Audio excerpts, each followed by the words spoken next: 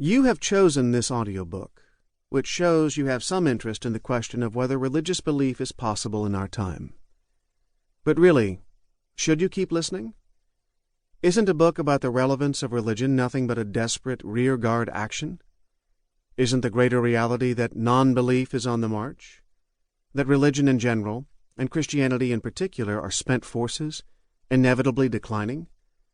Aren't increasing percentages of the population, especially millennials, finding that they have less need for God and faith in their lives?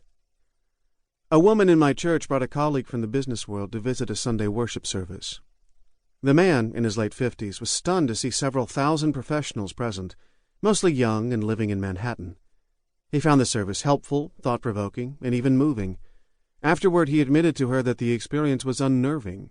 "Why?" she asked. He answered, "It has always been a settled belief of mine that religion is dying out, at least among educated people, and certainly among the young. Oh, I can understand young adults being attracted to the Christian rock concert type things, but my experience here puts something of a hole in that assumption." After a major news study by the Pew Research Center, the Washington Post ran an article titled, "The World is Expected to Become More Religious, Not Less."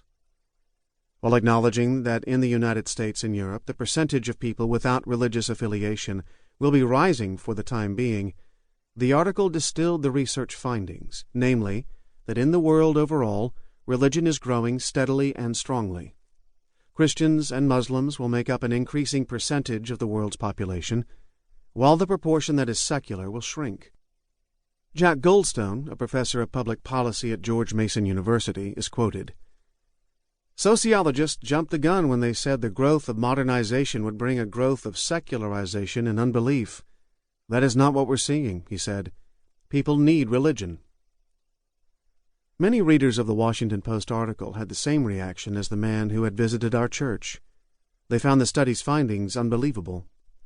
One opined, "It's easy to get rid of religion just by educating people about other religions, or even giving them a secular, non-biased look at the history of the religion that any given kid has been raised in." In other words, as long as education levels rise and modernization advances, religion has to die out. In this view, people feel they need religion only if they are untutored in science, history, and logical thinking. The Pew study, however, threatened all these deeply held beliefs about why people are religious. Not long ago, leading scholars in Western society were also nearly unanimous in thinking that religion was inevitably declining.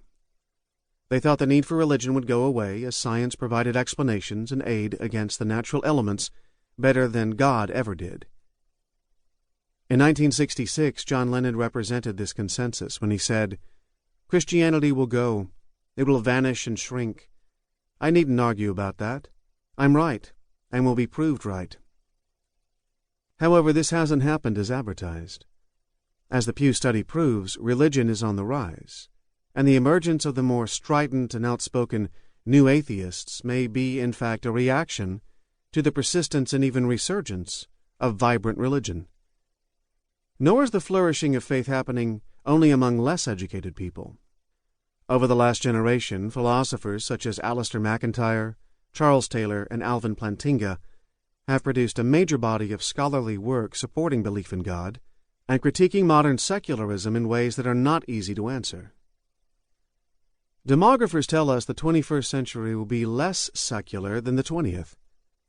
There have been seismic religious shifts toward Christianity in sub-Saharan Africa and China, while evangelicalism and Pentecostalism have grown exponentially in Latin America. Even in the United States, the growth of the nones has been mainly among those who had been more nominal in their relationship to faith, while the devoutly religious in the United States and Europe are growing.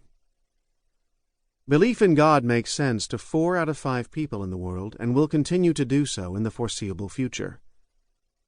The immediate question is then, why? Why does religion still grow amid so much secular opposition? Some might answer that most people in the world are simply undereducated, while others might be a bit more blunt and respond, because most people are idiots.